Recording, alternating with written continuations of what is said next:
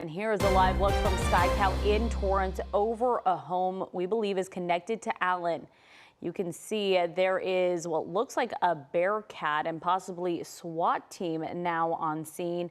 We see them, Gio, shining a bright light into the home despite federal authorities speaking to two people at that home earlier tonight. Yeah, within the last few minutes, SWAT officers got to the scene. This all happening, really picking up more so in the last few minutes. Let's get to CBS LA's Lauren Pozen, who is live there right now. Lauren, what are you seeing from your vantage point?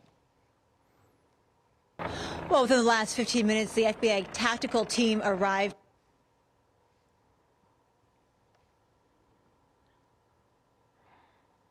Okay, it looks like, yeah, we're having some technical difficulties with Lauren's shot there, but taking live footage, now it looks like we're getting some movement here from law enforcement as they perhaps make their way to the home. But I mean, a lot of this, we started with media congregated in front of the home here about an hour ago and then being asked to move as police tape was set up by Torrance PD. And then that's when we started to see FBI and others start making their presence felt here in front of the home. We'll see if we can get back to Lauren in just a moment, but we want to go to CBS LA assignment editor Mike Rogers, who does continue a live team coverage from the desk. And Mike, you've also been monitoring the situation with SkyCal. Yeah, and you know, as Gio and Leslie, as you mentioned, things really starting to pick up here. We'll go back to those live pictures now so we can talk about this. We saw what appeared to be some non-tactical members of the FBI, certainly agents, walk up to the home. They had lengthy conversations with two people, a man and a woman, that opened the door. Now, several times the conversations ended with the door being closed. Then they would come back to the door, and they kind of did that back and forth, I think at least 3 or 4 times. So it's unclear right now if this is a situation where those two people inside are refusing to come out of the home, and that's why we now have an FBI SWAT team here. That is possibly the scenario, because nobody has come out of that home, at least not that we have seen through the front door in the last several moments that we have been watching this. It's unclear who those two people are or what the exact connection is to the suspect here. But again, we've seen them. And in fact, the last time the agents had an interaction with the two people inside, the people actually shut the door and then turned all the lights off on the house as well. That's when we saw the agents that appear to be, not tactical agents, but just regular agents, leave the door, leave the front of the property there. They actually moved about. And in the last, 10, 15 minutes is when we saw the tactical in this. So it's unclear. Situation like this would be a search warrant service, right, where they go into the home and they try to figure out what they can about the suspect and what he may have in there. But if the people that are inside are refusing to come out of that home, that process obviously cannot begin until they are detained or at least removed from the home. So that may be where we stand tonight. And again, this is in Torrance, and in Torrance is where we are learning more about the suspect. I want to show you some video here of the suspect who worked for a company called C2 Education. He was Teacher of the Month there in December 2024. There you see Cole Allen. C2 Education also came back on a document that we found where Cole Allen donated $25 to a political campaign that was going towards then candidate Vice President Kamala Harris. Again, it was only $25, but what was interesting on that form is they did list Cole Allen as a teacher, which is the same thing here that C2 Education has listed him as when he was Teacher of the Month. Now, we did reach out to C2 Education through a number of different means, or at least we have tried. Our emails have bounced back from them. Their phones are unavailable at this point, but this is the location there, the SAT Prep C2 Tutoring. This is a nationwide company. They actually have several locations here through Southern California. It's unclear tonight if that man, the alleged shooter here, is still employed with C2 or if his employment has ended. We are, again, trying to ascertain that at this point with C2, but we have not been able to get a hold of any representatives from that tutoring company, that SAT Prep company. We also know the suspect was involved at Caltech as recently as 2017. Some online records that I've been able to go through indicates that he may have worked for a company that spun off from Caltech, some researchers there. So he's been in Southern California for quite some time, though it's unclear if he was here all along or exactly where he was and how he got to D.C. tonight connected to this alleged shooting. But again, the FBI SWAT team is at that home in Torrance. You're looking live again here at SkyCal. Leslie and Gio will continue to monitor this with the chopper and our Lauren Pozen there on the ground. Yeah, and Leslie, I mean, we were just talking about the same thing in terms of just how much of a presence this is enhanced, really, for lack of a better word, over the last hour. We've just seen a lot more law enforcement on scene here versus, just 60 minutes ago. Yeah, we want to stay on this for a little bit because this is a bit of an unusual situation when it comes to some of these search warrants that we see by federal authorities. Many times They're already in the home going through things. As you mentioned, they spoke to these two people. They looked older, an older man, an older woman, and it seems like they are not cooperating at this point. out. Yeah, and you know, there's a couple of things that struck us a little unusual about this. A, we were there before the FBI was, and generally that doesn't happen. And again, we have dealt with, unfortunately in Southern California, enough suspects involved in enough serious crimes to know that that usually happens very, very quickly, and it usually does not look like this. It is usually a lot of agents that are sifting through things. You have crime scene techs there, taking photos, doing all of that. But a tactical response from the federal government, from the FBI, is not usually what we see come to these things. And, you know, I don't know what the conversation was between the two people that are inside of that home. And, you know, if they made any indication that, hey, good luck, we're not coming out, it's unclear. And it's unclear if the feds have their search warrant yet. Obviously, they need that before they can go in.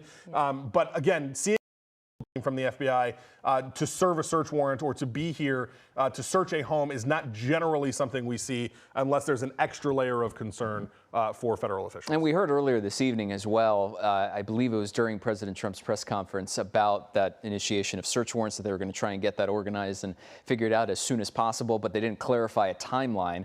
And now, with regards to what we're seeing right here, that light has been flashing just intensely, Mike, on that house here now for going on, I want to say since before the 11 o'clock newscast started, so at least 10, 15 minutes, if not more, right? Yeah, absolutely. And the chopper zooming in there for us on that window that you're talking about on the second floor. It all kind of happened kind of quick. I mean, they had the tactical team here. We watched. There was some, unmarked federal government vehicles that were there. They moved out of the way. And just as quickly as they did that, here comes the tactical vehicles. And take a look there, Mike. You can see, we did see in the window, one of those lights is on to what looks like possibly a room in the upstairs of this home after someone in that home had turned off all the lights. Yeah, it turned off all the lights, and they turned off the outside lights too. I mean, we were getting a pretty good shot of it from SkyCal, and then all of a sudden, they closed the door and turned the lights off, and that was kind of the end of the conversation. The agents that were there walked away, and now we have transitioned into this mode. And, it's hard, our Lauren Pozen got pushed so far away. I don't know that she'd be able to hear if they're giving commands, if they're yelling things, telling people to come out. Right side of your screen is video from a bit earlier. Those are the two people that they had been talking to. Again, it appeared to be a man and a woman that were inside of that door when they, just kind of shut it and decided that was the end of it. And now you've got all these agents from the FBI here in tactical gear out front of the home. The right side of your screen right now, that's video from when the FBI first got to the scene and when we were checking in with Lauren. And Torrance PD right there, you see that yellow tape across that pickup truck, this was when PD was telling everybody, who was really primarily media and then some neighbors that were hanging around and getting a look at things, to start moving back. And when we were showing you earlier that live footage from SkyCal on the left side of your screen, we're not going to zoom out, but just to give you a sense of perspective, it's at least 2-3 more houses down. I mean, they're a bit further away, so it emphasizes Mike's point about the fact that they might be so far away, that's Lauren and everybody else, every other media outlet that's out there, that they might not be able to hear commands if they are being given at any point from law enforcement directly in front of that house. It's just, when we're normally over scenes that look like this, Mike, they are standoff situations. Yeah. That's what we are seeing. We see a bright light shining at the home. Does it look like someone's opening the door? No, but I want to point out, to the right of the door handle, there's a red laser. So that's obviously likely coming from the gun of a tactical agent that is down there in the Bearcat. So, I mean, again, hopefully, ideally, this is enough for the people inside to say, okay, we get it.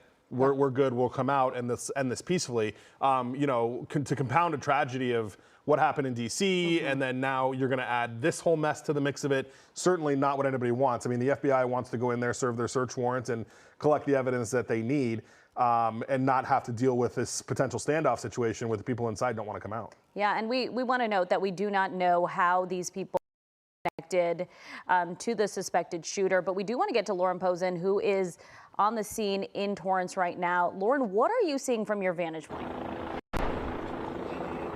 Right. Well, about 15 minutes ago, the FBI's tactical team is linked back to the suspect, Cole Allen. We saw agents on a Bearcat moving down the street, and then now they're just stationed, as we've been seeing from SkyCal, right in front of that house there. I do see agents. They are on the ground there. They're talking in a circle there, and looks like one might have a weapon up. I can't tell. We're very far away from being able to clearly make out what they're holding in their hands there. I was listening to you all talk, and you were asking if I could hear any commands. You can't hear anything. There's all this helicopter noise, the helicopters. So it is very difficult to hear anything out here. Plus, we are about 4 to 5 houses back from the house that has all this activity. Now, ground agents, they got here about an hour ago. The SkyCal was overhead as we saw agents go to the door, and they know a woman appeared shortly after. The body language looked like there was some frustration by the man. It was hard to tell. He was using his hands a lot. And then the woman came, she was standing right next to him, and then the conversation got more relaxed, and then the man and the woman closed the door and then turned the porch lights off. And then, you know, by that time we saw the Bearcat coming down as well, probably within a half-hour period there. Now, since then, this perimeter has been adjusted, and all the media, along with the neighbors, we've all been pushed back here, and there's still quite a large presence out here. People are out here with their cell phones just filming. There's a lot of curiosity. The people tell me this is a very quiet neighborhood. This is very unusual. In fact, Torrance police had to come out for crowd control because before they blocked off the streets here, they were just overcrowding this very narrow street. I did speak with a man who lives in Torrance. He says he runs a nonprofit of a tutoring agency. He does not know Alan, but he said tonight that he spoke with his former students. Take a listen to what he told us. Some of these students that are volunteers for us, I told them about this incident that happened in Washington today, about how the suspected shooter is actually from Torrance, and he works at, I believe it's been confirmed, he worked at C2 Tutoring, correct? That's no more than a mile from my house. I did not personally know him. I did not know anyone within vicinity of him, but there were students that are part of my nonprofit organization have actually stated they were tutored by him. They've testified, and these are their words, not mine. They've testified that he was rather intelligent, that he was efficient and tutored them in the fields of biology, math, sciences.